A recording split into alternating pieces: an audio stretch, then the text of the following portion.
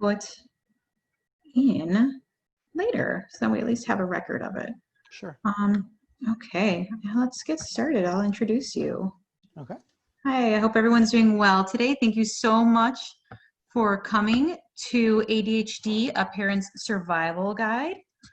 I would like to thank and introduce you to Dr. Ben Feeder. He found his passion for teaching when the study of philosophy changed his life, and he realized he wanted to help others awaken their minds as he had. He earned his PhD in analytic philosophy from Brown University and taught for 5 years at the College of William and Mary in Virginia before joining Huntington. He has served as the owner and executive director of Huntington Schaumburg since 2017. He has 2 children of his own and is a firm believer in a professional, individualized approach to instruction because every single child is unique. And thank you again, Dr. Feeder, and I will mute myself and leave it up to you. And I will be able to handle any questions in the chat if you have them, so I will keep an eye on that for you guys. All right. Thank you, Rosanna, very much for that wonderful introduction. And thank everybody for coming today. We're going to be talking today about ADHD. And, well, we're going to focus, of course, on ADHD and giving, tips and strategies for how to handle some of the difficulties that arise from trying to educate a student that has ADHD. A lot of what we're going to be talking about is just generally useful. What kid doesn't occasionally have an attention issue, right? And a lot of the strategies that we're going to discuss today can certainly be implemented with any child, whether or not they have ADHD, which is a complicated set of things that might be present in a student's mind. It's kind of one way to describe what ADHD even is, which is, of course, one thing that we're going to talk about. So it's a gray area, whether you're dealing with somebody who has ADHD, you might have a student who has not been diagnosed, but that you're wondering about, or you just have a kid who's a little hyper, right? And in all of those cases, I think we're going to be able to provide something for you that's going to be useful. So let's dive right in. All right. So as a parent, presumably to a student with ADHD, you know how difficult it can be to get your child motivated to do homework and to do homework independently.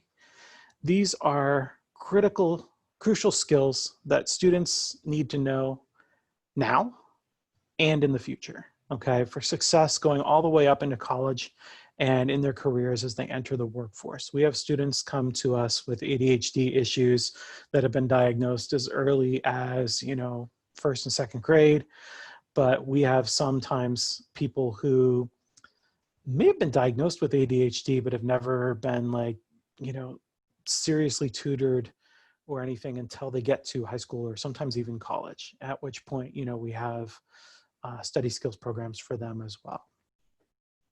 So tonight we're going to talk about how your son or daughter can achieve success in school and then improve his or her work habits at home to carry them through their current issues. The current COVID slide is not going to be fun. They're talking about kids going into next year's school year with as little in many cases as 50% of their retention. And that's just, normally there's a fall off over summer, but if you consider kids in many cases have effectively been off of school for, 5 months rather than 3 at this point. And that's just going to, multiply that summer slide that is always an issue. But that's even more of an issue for students that have ADHD, that have attention issues. Because one of the biggest challenges that you face going back into school year is what is sometimes referred to as academic stamina.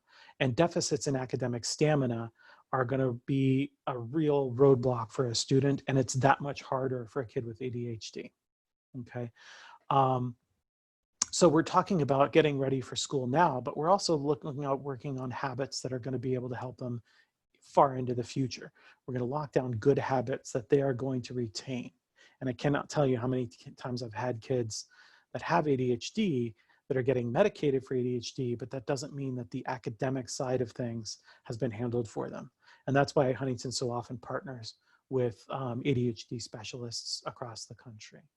Okay, so we're going to be looking at what ADHD is. We're going to be looking at motivating students that have ADHD, looking at how to handle some of the problems with homework and the like, work at home that parents are going to want to try to cover. And then we're going to take a look at how Huntington can help.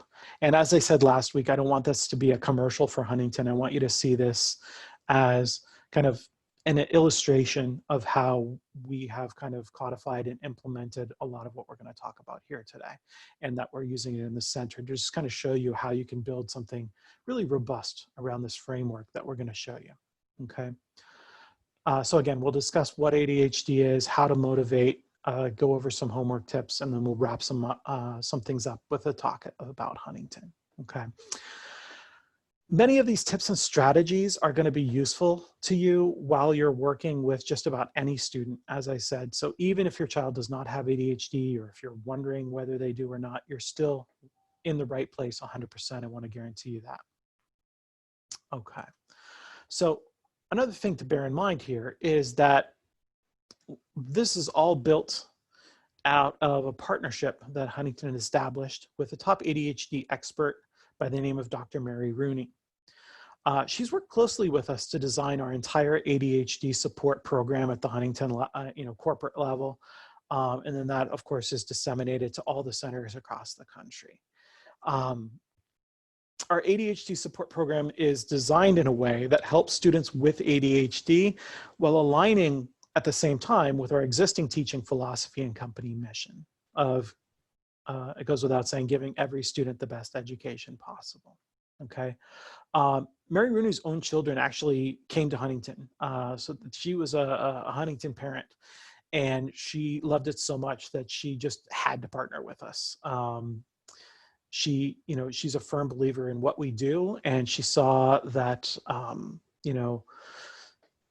dealing with kids with ADHD as she did in her practice, she knows that, the medical side of things, the clinical side of things can handle a lot, but it can't do everything. Kids that have ADHD are always going to have some kind of tools in their toolkit in order to succeed in school. And they need to have those developed, and they need to get those introduced to them in a very particular way. They may not be able to get by without some of these skills in a way that some other kids might be able to do. Okay, so here's what she had to say about our program. Huntington's approach helps all kids get great results, and with their specialized ADHD teacher training and the use of evidence-based ADHD teaching techniques, they're a phenomenal option for meeting the unique needs of kids with this diagnosis. By tailoring their instruction for each kid, they build the academic skills, executive functioning, focus, and confidence that make a lasting difference. You can also follow Dr. Mary's blog, which has information, tips, and strategies. It's updated very frequently, and you can find that if you search for the ADHD blog at huntingtonhelps.com. And the web address will be provided for you towards the end of the presentation, so you don't need to necessarily copy it down right now, but it's not hard to find. Dr. Rooney is also, it needs to be said, she is hardly alone. Okay, across the country, we have centers working in partnership with pediatricians and other ADHD specialists and the like. For example, while I am serving as the owner and executive director here in Schaumburg, my first stint, as it were, with Huntington was in Wilmington, Delaware, where we also worked with an ADHD specialist. He was a pediatrician who, over the years, just became more and more hyper-focused on ADHD. And I cannot tell you how much I learned from him about just the physiological underpinnings. But just like Dr. Mary Rooney, he was a firm believer in the fact that you really need a twofold approach. You have to deal with the physiological realities of ADHD, but you also have to deal with the academic side of things and the skill-based side of things so that students can cope with what is a problem, whether or not they're getting medicated. Okay. Dr. Rooney specializes in the evaluation and treatment of ADHD and co-occurring behavioral anxiety and mood disorders. Okay, for our part, of course, we were thrilled to work with Dr. Rooney because of her extensive experience with ADHD and her expertise in instructing students with ADHD. Dr. Rooney is a licensed clinical psychologist who specializes in the evaluation and treatment of ADHD in school-age students. She has worked with leading organizations such as the National Institutes of Health, the Child Mind Institute, and KIPP schools. What you are going to hear tonight is the result of our 43 plus years of experience working with children, combined then with Dr. Rooney's own expert insights and recommendations. Okay. So let's start with what brings us here in the first place. What exactly is ADHD? Put simply, ADHD is a chronic brain-based disorder beginning in childhood. And behaviors associated with ADHD can be grouped into 3 clusters. Okay, so ADHD obviously stands for Attention Deficit Hyperactivity Disorder. Symptoms are grouped into 3 clusters: hyperactivity, attention deficit, and impulsivity. Okay, students may have symptoms possibly in all 3 of these areas, maybe only 1 area, maybe 2. And of course, the degree to which they're experiencing issues in one of these areas is, it's not an on or off switch, it's a gray scale. Okay, there's a spectrum for each of these. So it's a very complicated, convoluted situation when you're dealing with any ADHD situation. Okay. The first cluster here that we're going to talk about is inattentiveness. Okay, this type is characterized by distractibility, disorganization, difficulty staying on task, and making careless mistakes. Sometimes it can take students that are in this cluster a longer time to process information because there's just too much noise getting between them and the content that they're trying to process. This is a type of student who may also have difficulty with their working memory, again, because of just the distraction, the veil that is between them and what they're trying to memorize. So maybe they're working through a math problem in their head. Maybe when they're writing, they're having trouble remembering what it is that they're writing about, and then staying on that train of thought for any extended period of time, long enough for them to concurrently deal with the grammar that is required in order to put their thoughts on the page. Okay, this kind of student is not necessarily disruptive in class, so they sometimes get missed. And the struggle starts when the school demands are going to start to increase. So again, you might not necessarily have hyperactivity or impulsivity issues just because you have an attention deficit, right? So you could have a child who is not able to really focus and is not getting much out of lecture in class, but they're not necessarily, maybe they're doodling quietly, maybe they're just staring out the window, maybe they're just sitting there looking at the teacher, but they're thinking about their feet. You know, who knows what is going on with them, but that's the point. The teacher who's up at the head of the class doesn't know that there's anything going on. They might or might not recognize the glassy-eyed stare, but even if they do, they can't halt the class every 5 minutes to get the kid back on task. That hurts everybody else in the room. So very often, until this student starts having serious issues because the demands that have been placed on them in school have increased. Remember, in the early grade levels, there's a lot of hand-holding. And we see this time and again. We have students come to us in 4th and 5th grade, and we have students that have skill gaps that, you know, just manifestly are going back to 1st and 2nd grade. And parents are like, how can they not know this? Why are the teachers not aware of it? Why are they not doing anything? Well, I mean, the teachers may or may not be aware of it. They may be becoming aware of it. And that is precisely because when we're in the early grades, there's so much hand-holding that a lot of students that have issues have those issues not manifest themselves in the classroom precisely because there's so many crutches available to them.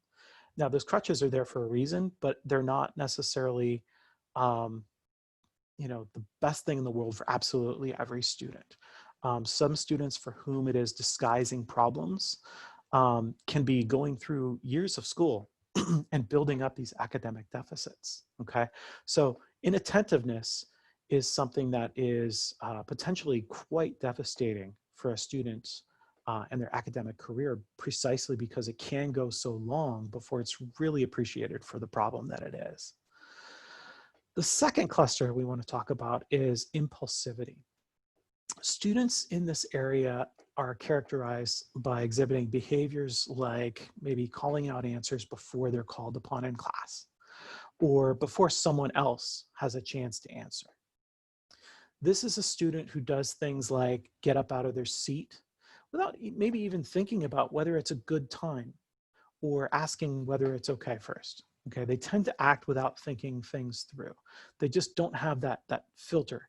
The thought occurs to them and they immediately act upon it. It goes straight to the will without running in through a filter of reasonableness that might prevent them from doing something that we might think is a pretty foolish thing to do, right? The third cluster is hyperactivity. And this is often, the hyperactivity and impulsivity, right? Impulse control are often, not distinguished enough as separate problems that they are. Hyperactivity is importantly different from impulsivity. Impulsivity, it has to do with the inability for a student to really kind of rein themselves in. Whereas hyperactivity is characterized more by fidgeting, moving the feet, just being antsy and unable to stay still, right? To just sit calmly and not move all the time, right? They have to get up and move frequently. You may have been in a similar situation, or maybe you've seen those, I don't know, those movies where, there's always a movie in like a Stallone movie or a Schwarzenegger movie, right? They're in the jungle and they're hiding from the army patrol that's going by, and the ant is crawling up their leg, or the scorpion is crawling up their leg, and they're all tense and they're quivering there, and they're just trying to not swat at their leg because the troops are going by. But it's something like that for these kids in the classroom, right? They may have pretty good impulse control because they're not necessarily bounding out of their chair every couple of minutes, but that doesn't mean that they can focus because they've got that scorpion crawling up their leg all day long, right? So these are some of the challenges that some of these kids are facing. And again, you might have problems in one area, not in others, and you might have them to varying degrees. And that's why every student has their own unique set of problems that they have to deal with. These symptoms from all three clusters are going to affect learning directly, okay? Symptoms that affect learning for the student, it's going to be affected in the following ways, right? Students with ADHD are going to have a lot of trouble getting started with tasks. They're going to have difficulty staying focused once they've begun. Motivation is going to be a huge problem. Sometimes it's a problem on its own, and sometimes it's a cumulative effect of life experiences, okay? Remember, again, you have a child who may have been bullied by crutches, but you may have had one of these kids with impulse control or hyperactivity that has been manifest. And those crutches might be such that they're doing okay grade-wise, but they're also, just a kid that is constantly fidgeting, or a kid that doesn't have impulse control is, you have to assume, going to be compared to the same kid who doesn't have those problems. This is going to be a kid who throughout their academic career has just been yelled at and scolded a lot more than the other one, right? And this is going to be somebody who has over time had a much less pleasant experience with learning. So they're going to have much more of a negative association, and that's going to impact them. It's going to have a huge say in whether or not they're motivated to do schoolwork. Frustration tolerance, of course, is going to be low for students like this as well. So they're going to be very quick to give up, to get discouraged while doing their schoolwork.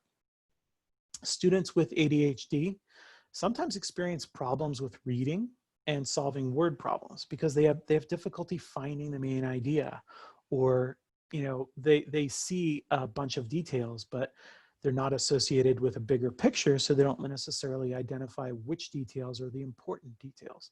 Therefore, they have very difficult time identifying key pieces of information in reading. Writing, of course, can be a concern. Students often have trouble putting what they want to say down on paper. Okay, they might be able to express themselves verbally just fine, but writing it down requires a lot more effort and can cause a lot of frustration. You also have to have somebody who can focus and keep that central idea in mind while concurrently at the exact same moment wrestling with, how do I have a supporting sentence that's, in line with that main idea? So now I've got two ideas in my head and they're importantly different, right?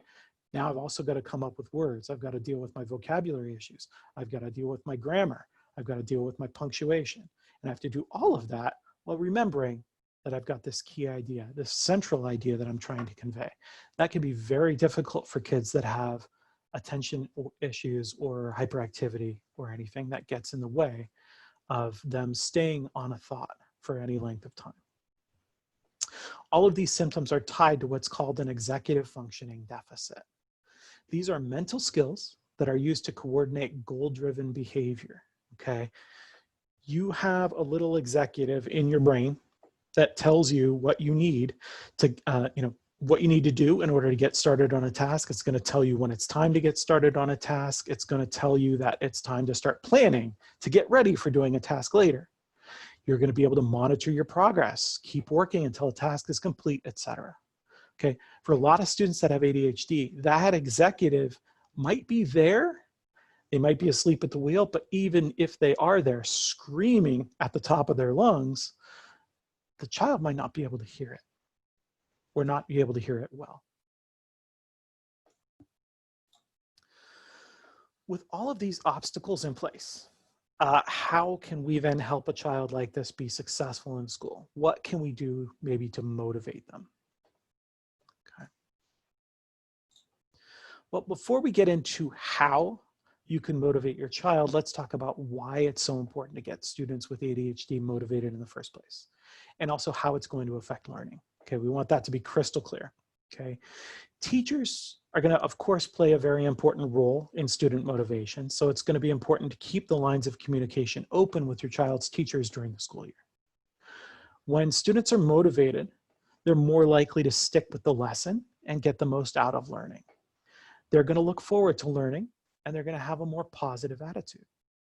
They will learn more, and they will feel confident in their ability to apply their knowledge in other settings. Precisely because they feel like they know something, they're going to feel encouraged to then make use of that knowledge.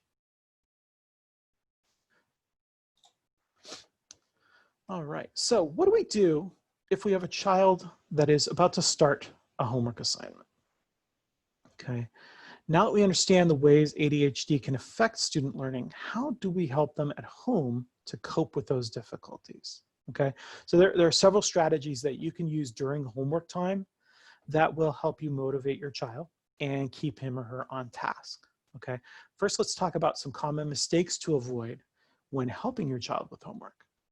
Okay, so when getting your child started on a homework assignment, you might be inclined to say something like, let's start doing your math problems. Seems like a nice, it's nice and succinct, it's to the point, it's exactly what you want them to do. No problem, right? And it's not a problem, but I want you to consider whether you think this is a good set of instructions or not, whether you think maybe this is the best way to put it or whether there maybe is a better way to put it. If I'm doing this live in the library, this is where we have people raising their hand. It's difficult to do in chat. Feel free if you want to contribute in the chat window. We'd be happy to have that happen, but just, I'm happy if you just sit there and think about it for a second.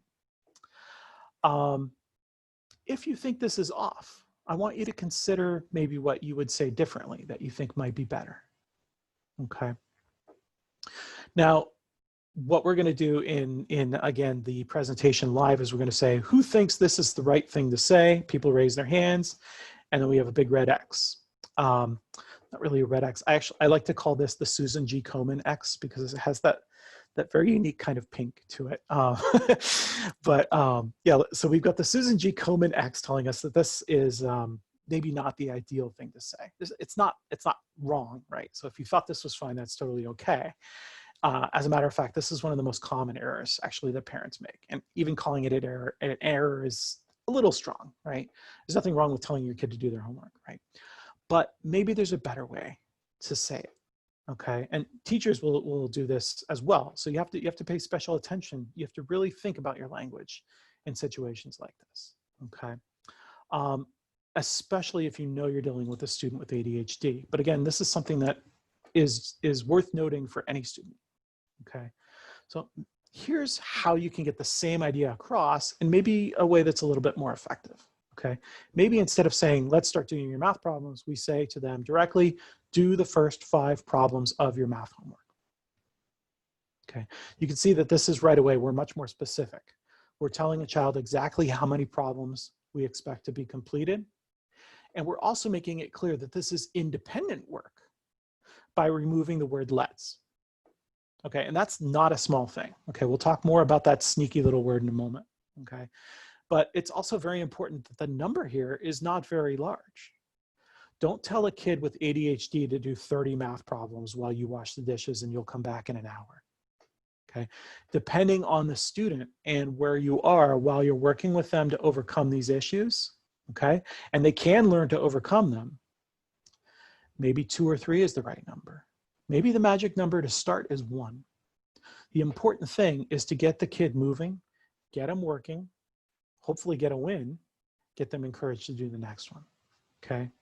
Then we can start working on getting the increments to be larger, larger increments of work at a given time, over time.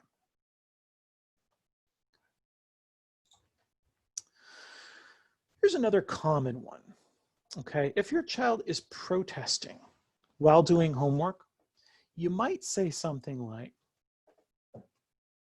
oh, stop complaining and just get your work done. Darn it, Becky, would you just work? Okay, it's very common, especially as we ourselves start to get frustrated, right? It's late, we've already had dinner, the kid took forever to eat dinner, we've already let them have homework or TV time after school, now it's time to do the homework and everybody's getting tired, right? Would you just do your freaking work? Remember that these are statements that most parents make, and it should be it shouldn't be a cause for concern if you do frequently or have ever said this at home. Okay, so the goal of what we're trying to talk about here is just to give you strategies for maybe improving your communication, improve homework time, make your child's life and maybe your life easier. Okay, you're not breaking your kid by saying this, but maybe there's a better way to help him or her out. Okay, so again, Susan G. Komen X. What we like instead is something like, you're doing a good job staying on task, even though I know you don't like it.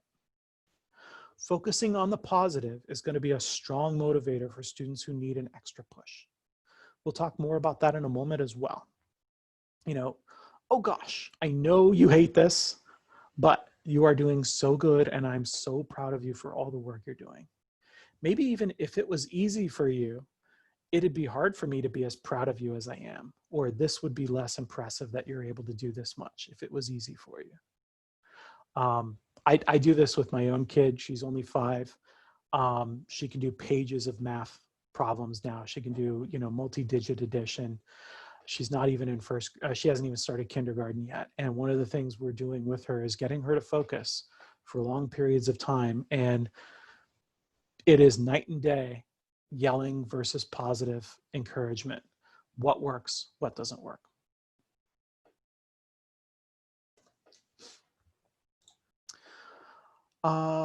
Okay, so here's the last one in this little series here. When your child has completed his homework, you might be tempted to say something like, well, great job today. If you have, that's great, because as we talked about, students with ADHD, they need all the positive feedback and encouragement that they can get. Okay, but there is a way to maybe make this even more effective. I want you to, again, just take a moment. Instead of saying great job today, what do you think you might be able to say that's maybe a little bit more effective than that? Again, thinking it's true for all students, but especially for a student with ADHD. Okay.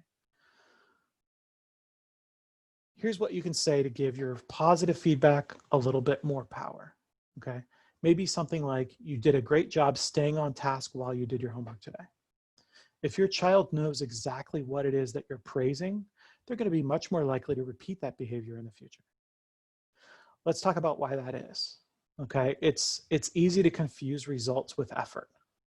It can be difficult to trust that a student is actually giving you their best effort when they keep making mistakes, when they're making mistakes on stuff that you know you've seen them do correctly before.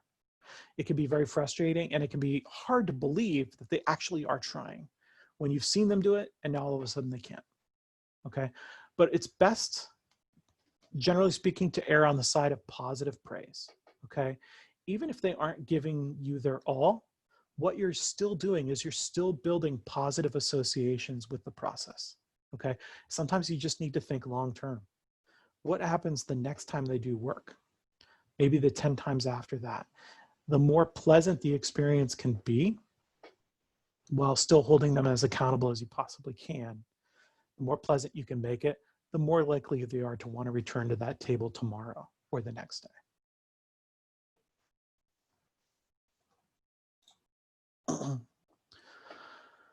In the next few slides, I'm going to share just a few of the strategies that we use at the center to motivate students that have ADHD during instruction. Okay, these are helpful at home as well. Most of these will seem like they're simple, sometimes common sense things to do, and that's actually a really good thing. Okay, it makes them easy to use when you're at home. These tips are ways to help you provide support more effectively and consistently.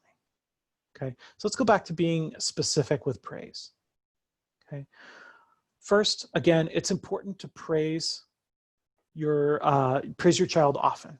Okay, as we've discussed, students with ADHD need a lot of external motivation. Okay, the work that they're doing is harder for them to do than for the student next to them, and precisely because of what's going on with them, they're more likely to have had a lot of negative responses to their efforts in the past. So motivation is crucial. And they especially need to hear positive feedback to balance out that negative feedback that they're getting in school. Okay. When you have a student who finds it hard to be sitting still for any length of time or to listen, you have a student who's disruptive in school, most likely. Okay. Teachers end up correcting and disciplining these children much more often than other students. And that takes a toll on students' motivation and confidence.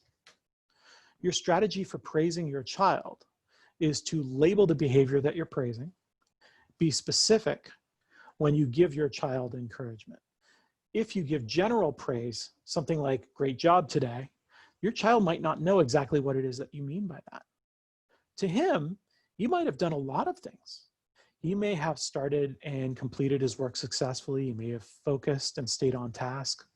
He may have finished his work in a specific time frame. All of those things are specific things that you are going to want to point out.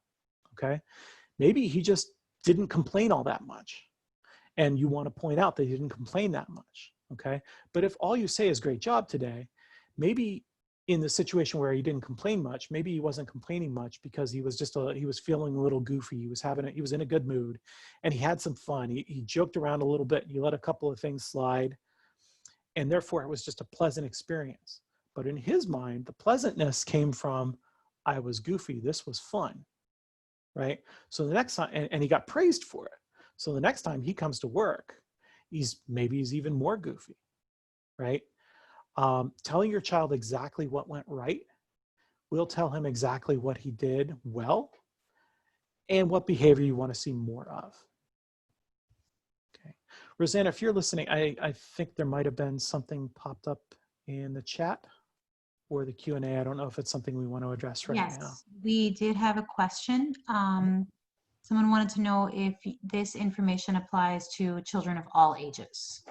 Yes, absolutely. You know, every child is unique and different, 100%. So, you know, not necessarily every single one of these tips is going to be important for this, that, or the other child, but that's really true across the age spectrum. Okay. I've had to work with kids that had issues like this, and they were being addressed for the first time in high school. I've had it happen actually with college age students. I've had kids that were able to get by through high school, but when they got to college, they couldn't cope because the skills weren't there in place. But you have some of this taking place in first and second and third grade. I mentioned that I've used some of these strategies for my 5-year-old who's not even in kindergarten yet. But depending on the situation and what you've got going on, you're going to have strategies that are going to be working for 6th graders, 8th graders, 10th graders. Okay. All of this is true. It's just going to take on different flavors for different students at different ages, and depending on what, where they are at in the different spectrums, the spectra of the 3 different areas of ADHD, and maybe even if they don't have ADHD. That doesn't mean that this still isn't a better way to deliver encouragement for pretty much anybody. Okay. Okay, so the tips that we're going to give you here are going to be helpful to provide support more effectively and consistently. Okay, so let's get back to being specific with praise. Okay, it's important to praise your child often. Okay, again, because we need to counteract that negative attention that they're getting in school. Okay, and if you have a child who is sitting down and being goofy, and that's why he's having fun, and that's why he was able to get some work done on time because he was having fun with it, and that helped him with his focus. If all you say is good job today, maybe he's associating that with having fun and being goofy while working, and the next time he's just a crazy person. I've definitely seen that happen. Okay. So effective instructions are going to be especially important for students with ADHD. They're helpful for anybody, but especially with ADHD. Okay. They help students get started on tasks, and they help to stay on task until the work is completed. Students are more motivated when they feel like the goal that they've been given is achievable. Remember, I mentioned do only 5 problems rather than 30, right? When students with ADHD are given directions in a way that's overwhelming or unclear, then they tend to shut down. They lose motivation. It's hard enough to get them to work in the first place without also making them have to do the work of figuring out, without confidence, I might add, what they're supposed to be doing because they weren't 100% sure from the directions. They do much, much better with very specific, clear, manageable instructions to follow. Don't assume that they're able to connect dots just because you can connect them, okay?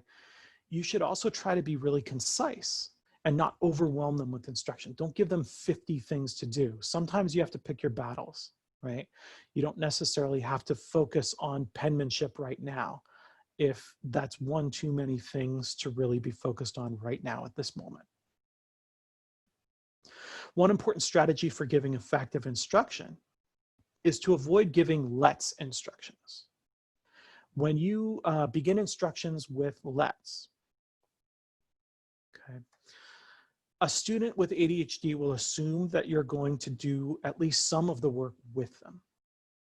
If the idea is that you want them to read and do an assignment independently, then they're going to be confused when you say, let's do something, and then stand up and walk away.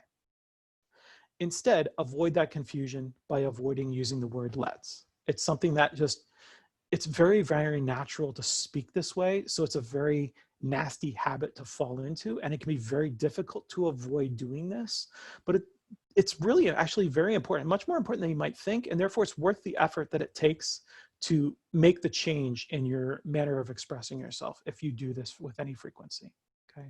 So just for example, just say start reading here rather than let's start reading here. Or I want you to read the first 2 paragraphs and I'll be back in a second. All right, I'm gonna go check on your sister, whatever it is that you need to do. I want these 2 paragraphs done by the time I come back. Very specific instructions. Okay, switch side here. Okay, so let's say your child is grumbling about doing homework, but is actually doing the work while they're whining. Okay, maybe your child is something like, oh, I hate math, I don't want to do this, but is actually doing the math while they're complaining. Okay, sometimes ignoring misbehavior like that is actually the right thing to do. Okay, it can be a great strategy for working with students with ADHD. This is a tool that you're going to use intentionally, purposefully, rather than ignoring something passively. Okay, this is not something you let go because you don't want to fight about it. This is something you're choosing to let go because you're able to focus on something positive that is still going on instead of focusing on the negative. Okay. The goal is to ignore the whining, but praise the work. Okay. Engaging with the student about grumbling is actually going to take them off task. And it's going to give them attention for their negative behavior. Okay, you got to remember, a student with ADHD doesn't want to live in a paragraph of reading. That's not their happy place. Okay, they can feel lost, they can feel alone in a situation like that, especially if it's a difficult assignment for them. That is not a happy place for them to be in. And it might seem completely bizarre, but even if they're getting yelled at, that might be more pleasant for them because somebody's paying attention and they're not alone anymore. They're not lost anymore. They know exactly what's going on. It might not be happy, but they're not lost. Okay. That's obviously an extreme example, but you don't want to give somebody attention for negative behavior if you can help it. Okay. They may, in some way, as bizarre as it sounds, they might see this as a reward because it means they don't have to do the work. They're able to avoid doing the work, and that was their goal all along. Okay. Instead, plan to ignore the complaining and praise the good behavior. Okay. Don't call attention to the whining or even say something like, just keep working. Instead, put your attention on elsewhere as they're working. Okay. When the whining doesn't work anymore, it will decrease over time. And they will start responding to the attention that you pay to the positive things that they're doing. So for example, you can go and complete a chore while your child is working on something. And then when you come back and check in on them, you say, oh my gosh, I love how much progress you're making on your math. Even though you were right in the next room and you were clenching your teeth because every 20 seconds they were complaining, they were grumbling, and you just couldn't take it anymore. You march back in there, you put a smile on your face. Wow, look how much you did. Even though you were complaining, you were able to do all that. Imagine how much more you could do if you kept your mouth shut. You know, you can even be a little bit passive aggressive, but still be productive in this situation. Okay, so I like how much progress you make. I love how much work you did. Wow, Johnny, you did that many? Great work. There's something else that we deal with when dealing with any student, but especially, again, students with ADHD, something we call key moments, okay? Key moments are opportunities to make a student feel truly special. And let me tell you, sometimes you have to keep an eye out for these, and sometimes you have to get creative and kind of conjure them up. But these make such a huge difference for a child that's struggling, whether or not they have ADHD, okay? This is a fundamental tenet of our training at Huntington, okay? This strategy is helpful for teachers in particular because they play an important role in motivating students, but they're also potentially able to keep a certain amount of distance from the students and who that student is. Teachers who don't approach this the right way can sometimes see a student as an academic puzzle, okay? And lose sight of the person and the struggles that they're going through, okay? So this strategy is going to be very important for teachers in particular, precisely because they're so important in motivating students, okay? You can discuss the strategy with your teachers in school to see if there's something that they could implement in school or something that you could do at home, okay? So what do I mean by a key moment, okay? A key moment is, the strategy is about making your child feel special and feel heard. Something like, just as an example, asking about their baseball game, their friend's birthday party, the vacation they were going on, presentation they were worried about, the big test that was coming up. Okay, this is going to be especially meaningful coming from a teacher who is not part of the student's home life and schedule. Okay, for example, you might ask, how did your social studies quiz go? I knew you worked so hard on that last week and you were really worried about it. How did it go? Okay. Expressing interest and concern in these key moments will make the child feel special, motivate them to work harder. I mean, a student will work harder for you when they feel like you really care. And the best way to show that you care is to actually care in the first place. Okay.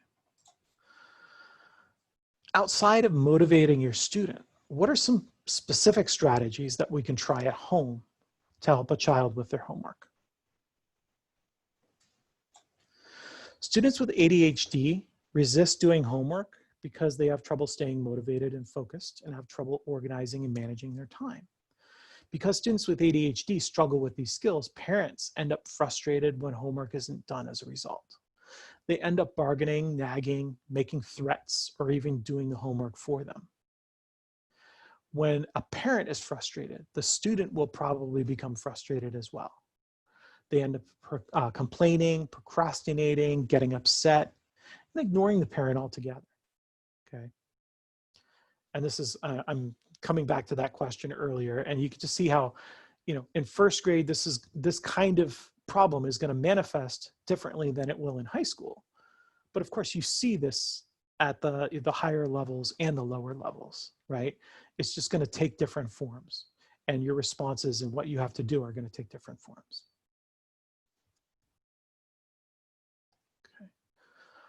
Okay. Right, so why is a student resisting homework? Lack of motivation, lack of focus, lack of organization, lack of time management.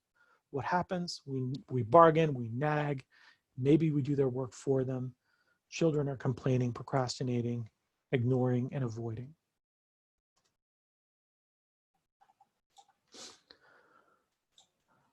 To avoid the homework battle, here's a couple of strategies that you can try.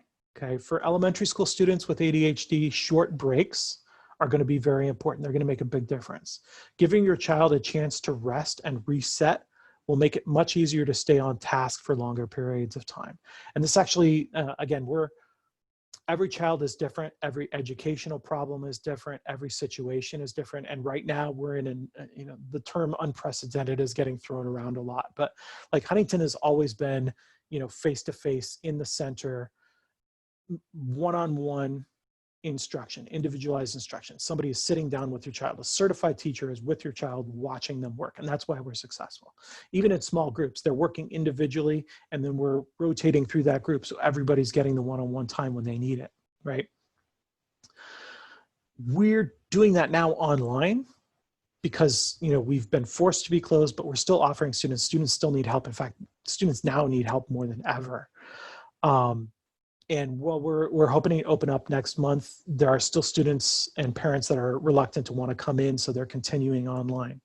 We've found that having more frequent but shorter instructional sessions and allowing frequent breaks during those sessions online makes a huge difference, much more so than it does in the center. So we're learning, we're adjusting, and we're finding that we're actually getting really good results online, precisely because we're not just trying to do the exact same thing every in both situations. But it's also very important that we are having that face-to-face one-on-one instruction that's interactive. They're not sitting there watching YouTube videos. They're having a discussion. They have a book in front of them on the screen. They're reading it out loud, and the teacher's listening to them read out loud, correcting pronunciation, talking about vocabulary in real time as it's coming up, and then they're walking them through the answer to that problem. Okay. But those breaks are going to be really important for the younger kids. Okay. They're also important for older kids. Start with maybe 20 minutes of work followed by a 5-minute break. Okay. That's a good window to start for elementary school. Then maybe you adjust if it isn't working. Maybe they can go longer. Maybe it's too long. Set a timer during the break and encourage your child to do something active during that break so they kind of get the jitters out. Then you help your child get back on track by getting back to work in 1 minute, right? You set a goal for them, you have a routine, and you make sure you praise and incentivize for getting right back to work on time. We'll talk about how we can incentivize in a much more robust way in a minute. Okay. But it's very important to praise and incentivize to make sure that they do get back on track after giving them those breaks. For middle school students, especially with ADHD, maybe you want to create a homework checklist, okay? This is going to provide a visible reminder of tasks to be completed during mandatory study time. Okay, now this again it's couched in terms of homework, but here we are going into summer. You're going to want your kid doing stuff over the summer, You're going to want to be giving them work. You're going to want to be giving them homework. Maybe the school's provided something. Maybe it's a reading list, whatever it is, right? Maybe you're doing the Huntington Reading Advantage, right? Or the reading adventure over the summer. But whatever it is, hopefully they're getting some academic content over the summer. And anytime they are, you can come up with a checklist like this. Okay, so a homework checklist is going to be able to provide a visible reminder. Okay, be sure to involve your child as much as you can in creating this list so that they have some sense of ownership and pride over the tasks involved. Make sure that the list is visible during homework time. It's there in front of them. Maybe it's in front of you, maybe it's in front of them, maybe it's in the center of the table, but it's got to be somewhere they can see it. That's very visible, very obvious, so it's always front of their mind. Okay, then you're checking off the completed items as they're happening. Create a plan for earning privileges by completing some of the items on the list. Again, providing praise and incentives makes your child more likely to repeat the behavior. And again, I say middle school students here, but I've done this with my 5-year-old in variations, and I've had it work tremendously well. And of course, it can be extended to high school and college. Okay, it's just going to take different forms and flavors. Here's an example of what your homework checklist could look like, right? Homework goals are listed, like for example, starting homework right away at 4 p.m. and completing a 30-minute study block. Okay, times can be adjusted here. There is a bonus task maybe to spend 15 minutes preparing in advance for an upcoming tester project. It's not tomorrow, it's Friday. Today's Monday, but I'll give you bonus points if you work on it.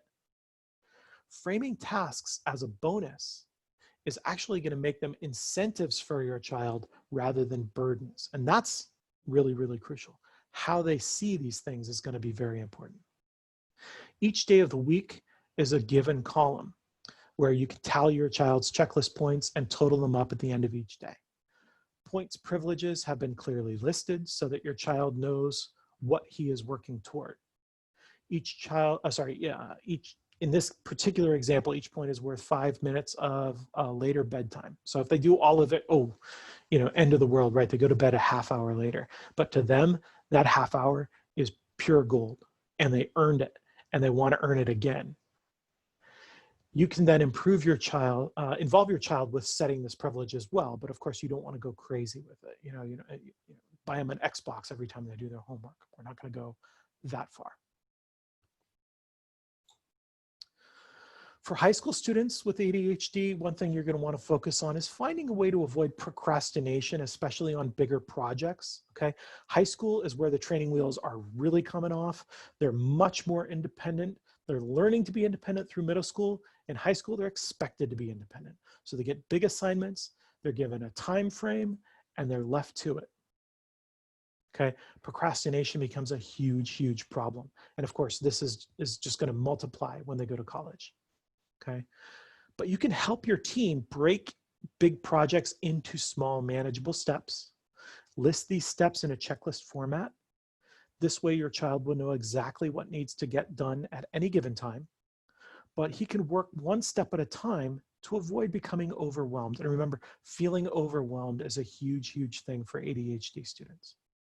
Okay, but that feeling of being overwhelmed is very often at the root or part of the root of procrastination in the first place for any child.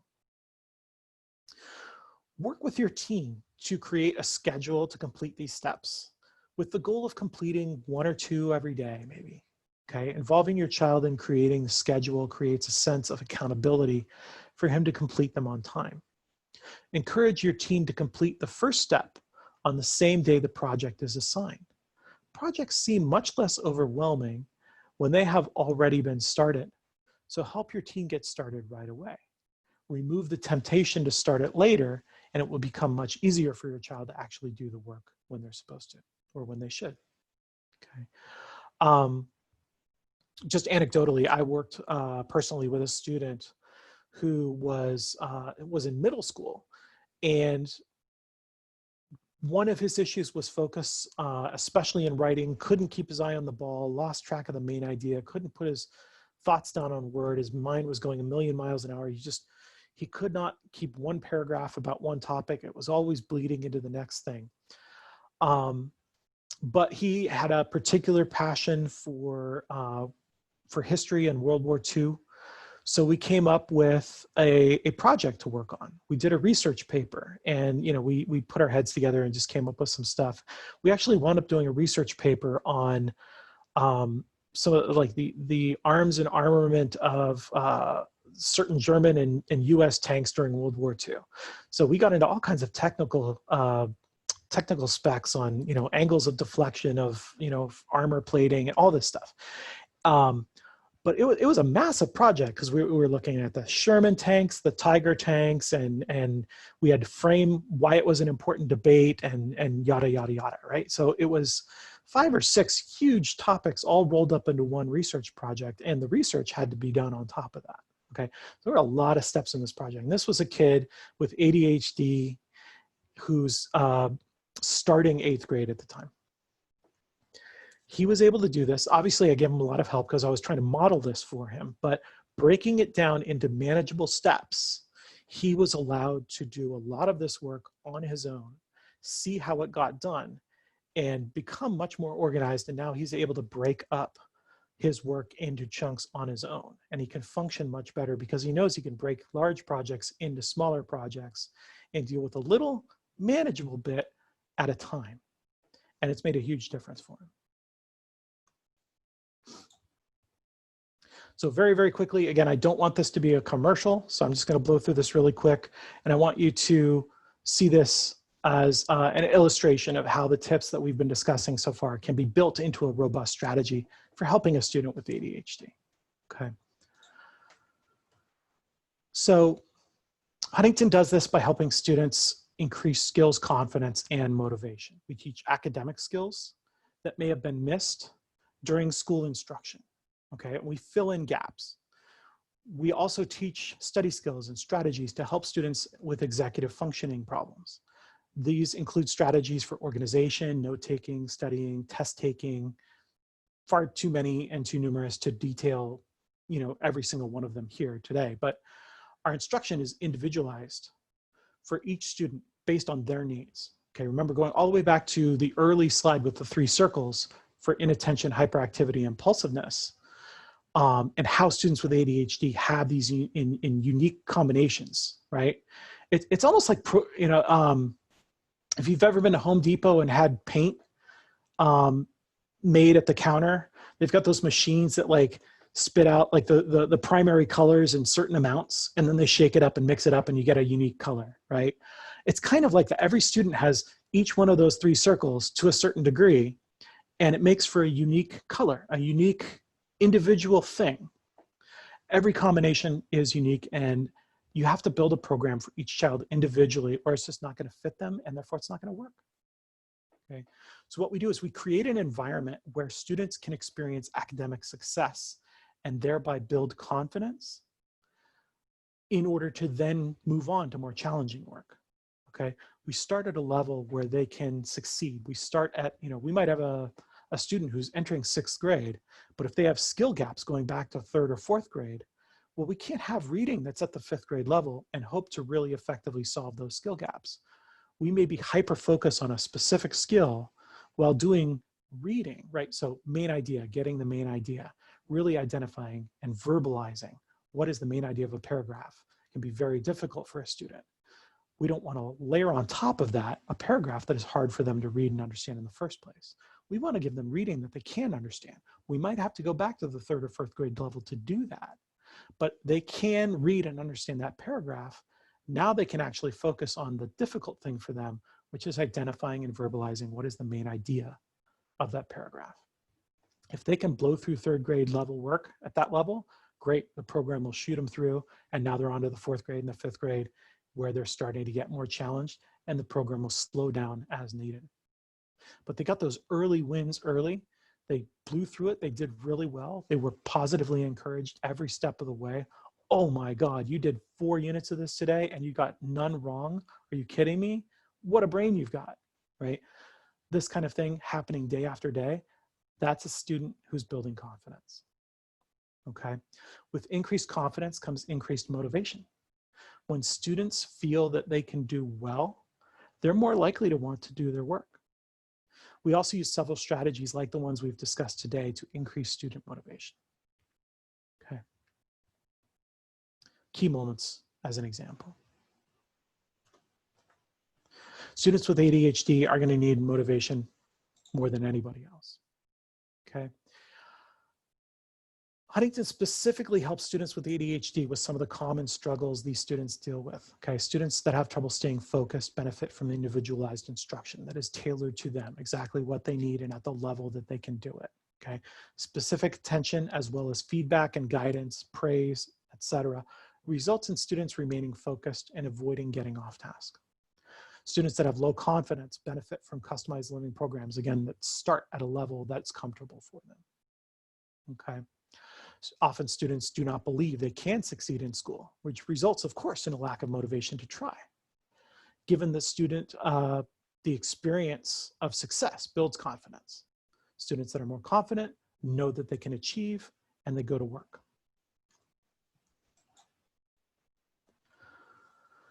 Students who lack motivation can become easily overwhelmed, okay? These are students who are going to benefit from an instructional strategy to break up complex steps into smaller steps like we were discussing, okay? By breaking complex skills down into their component parts, students can work on one step at a time without becoming overwhelmed or confused. Learning how to break larger problems down into manageable parts motivates students to take on new challenges. Students with low test scores or maybe high test anxiety benefit from our study skills and test-taking skills. I can tell you an anecdote really quickly of a student. She didn't have ADHD, but she had crippling test anxiety issues. It was an SAT student, high school student, and she was actually getting medical alerts from her smartwatch when she was in conferences discussing her practice tests because she was so nervous she wasn't breathing for minutes at a time.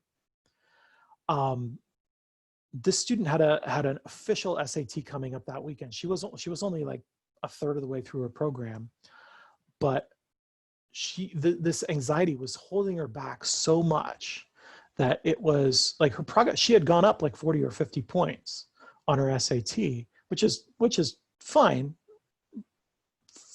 for the first third of the program, but she was capable of much more, and everybody in the room knew it. So I brought her in and I sat her down and I just talked to her about her headspace. And for whatever reason, something that I said clicked with her about how to approach things problem by problem by problem. And I went through her test and I showed her problem after problem after problem where she did know how to do it, but she wasn't getting the ball across the goal line. And I just kept building her up and building her up and building her up. And that Saturday, she took the test, and when her score came back, she was up 150 points, okay? This is the kind of thing that getting a student in the right mental space can do. And that's why it's so important to understand where that kid is mentally and not just deal with them like they're another test, okay? Other students might have maybe weak executive functioning, and they benefit from strategies to develop organizational and time management skills. By developing these critical skills, like effectively managing their time, setting goals, organizing schoolwork, students become much more efficient and effective in school.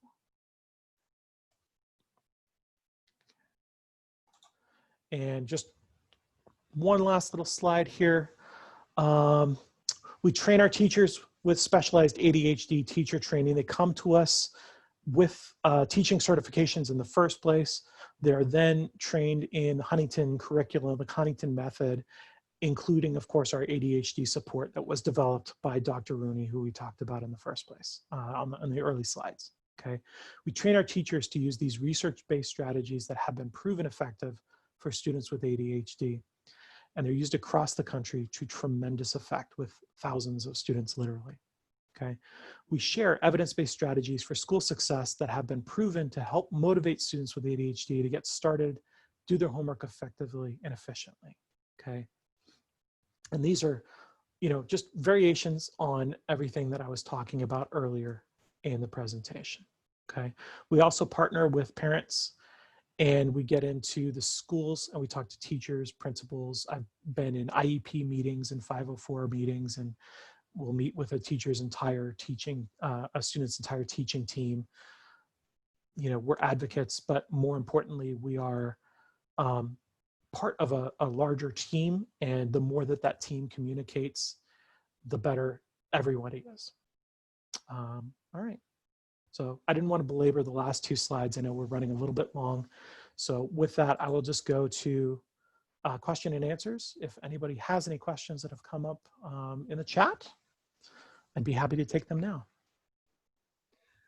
We have not had any questions. We can give it a minute just to see if anybody wanted to ask anything now that we're through the whole presentation. Wonderful.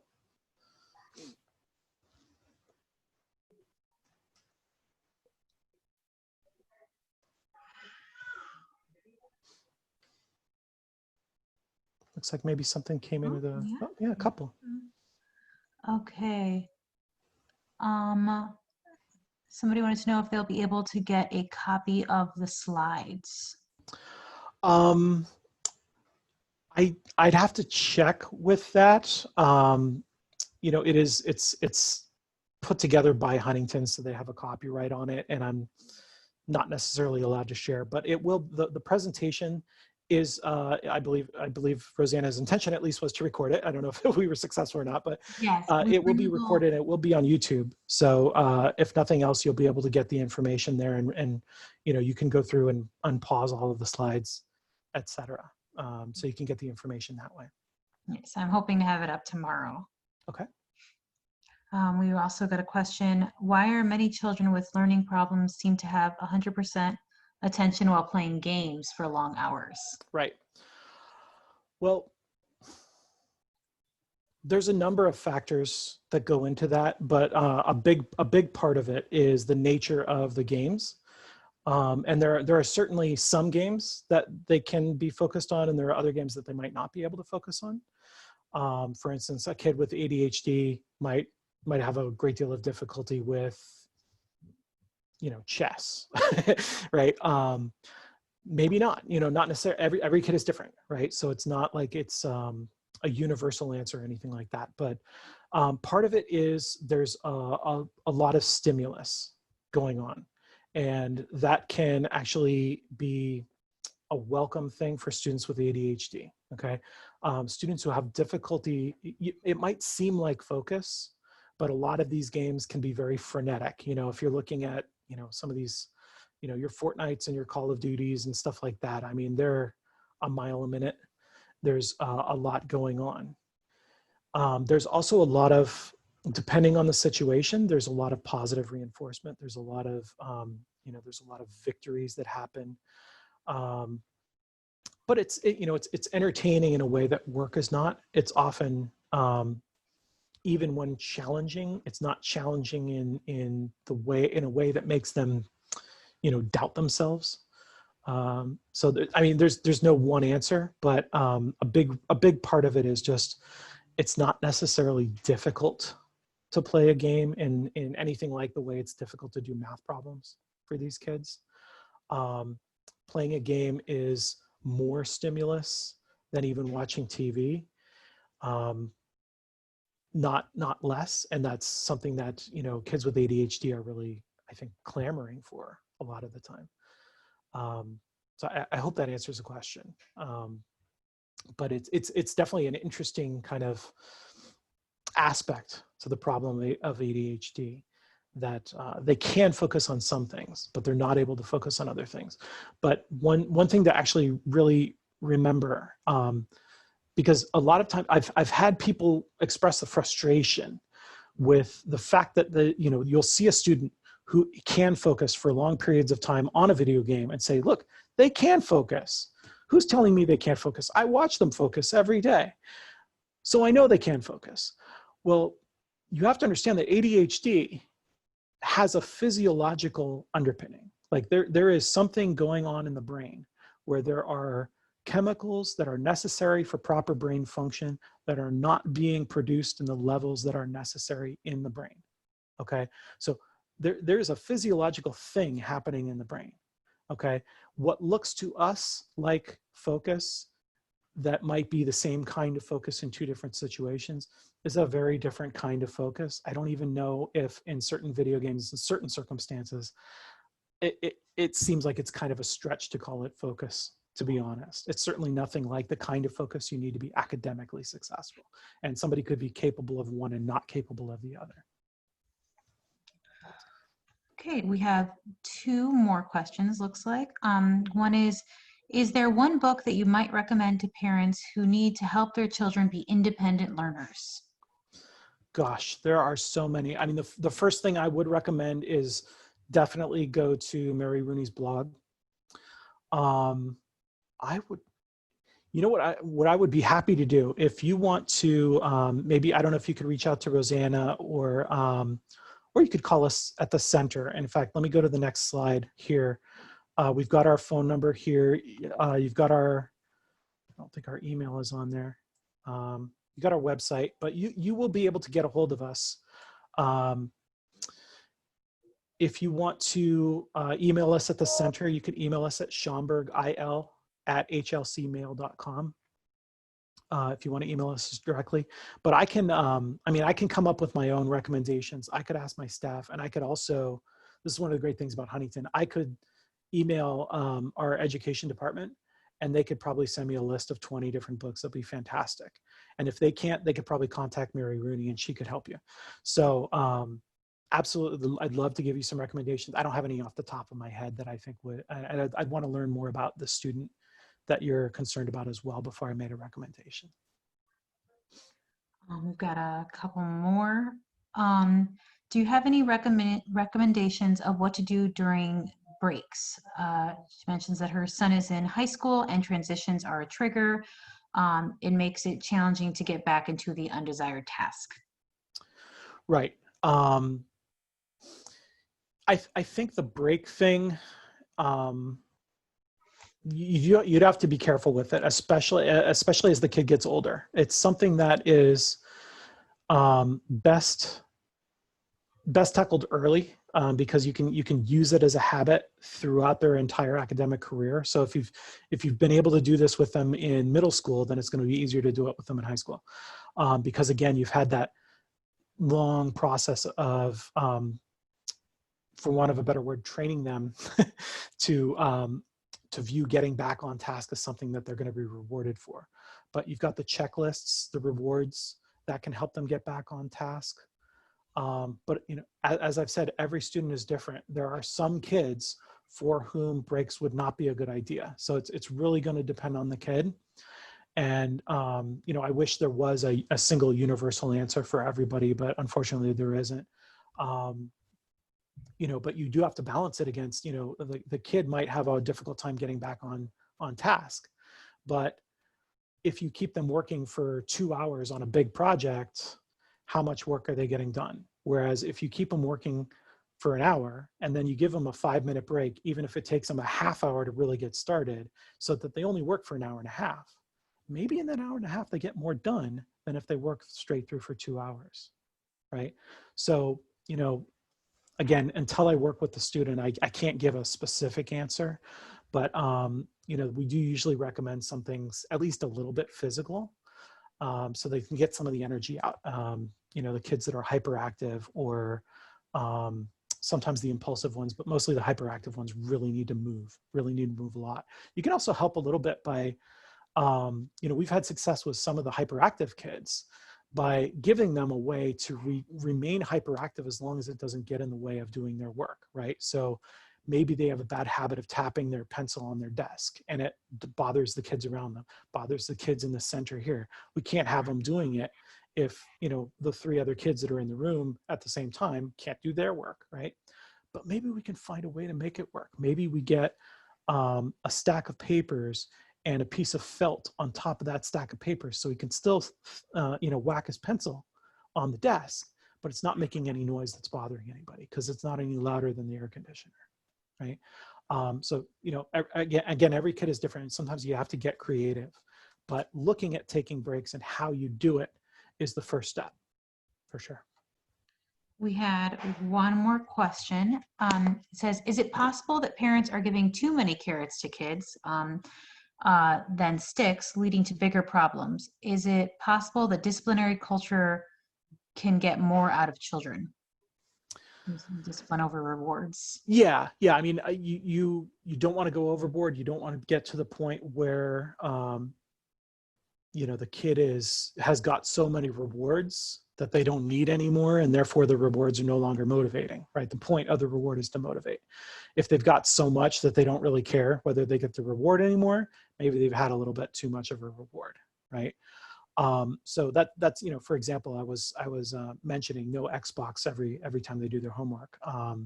That's obviously an extreme example, but teaching the kid that 5 minutes adds up, but in order to get the half hour that actually means something to them, they have to do the whole work, right? They have to really work for a relatively minor reward. But part and parcel with giving that reward is the discipline to withhold it when they don't perform.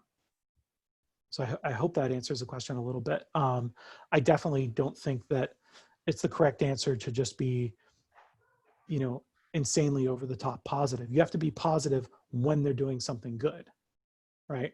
But if there's nothing good going on, there, you can't praise anything negative, for sure.